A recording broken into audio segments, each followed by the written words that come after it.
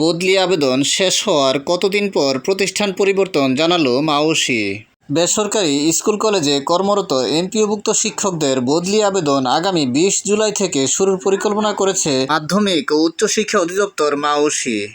আবেদন শেষ হওয়ার এক সপ্তাহের মধ্যে শিক্ষকদের প্রতিষ্ঠান পরিবর্তনের সুযোগ দেওয়া হবে বলে জানা গেছে। সোমবার 22 জুন মাওসির একটি সূত্র জানিয়েছে, বদলি আবেদন শুরুর পরিকল্পনা অনুযায়ী আগামী 20 জুলাই থেকে আবেদন গ্রহণ শুরু হবে, যা চলবে 25 জুলাই পর্যন্ত। এরপর জুলাই মাসের শেষ দিকে অথবা জুন মাসের শুরুতে শিক্ষকরা প্রতিষ্ঠান পরিবর্তনের অর্থাৎ নিজ জেলা কিংবা স্বামী স্ত্রীর কর্মস্থলে যেতে পারবেন। নাম অপ্রকাশিত রাখার শর্তে মাওসির এক কর্মকর্তা বলেন, আগামী 20 জুলাই থেকে শিক্ষকদের বদলি আবেদন গ্রহণ শুরুর পরিকল্পনা করা হয়েছে। 25 জুলাই পর্যন্ত এই কার্যক্রম পরিচালনা করা হতে পারে।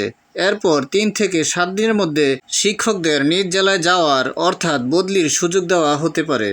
এছাড়াও মাওসির বিজ্ঞপ্তিতে মাধ্যমিক উচ্চশিক্ষা অধিদপ্তরের আওতাধীন সকল শিক্ষা প্রতিষ্ঠানের এমপিওভুক্ত শিক্ষক কর্মচারীদের তথ্য বা ডাটা আবশ্যিকভাবে সফটওয়্যারে ইনপুট দেওয়ার জন্য নির্দেশক্রমে অনুরোধ করা হয়েছে।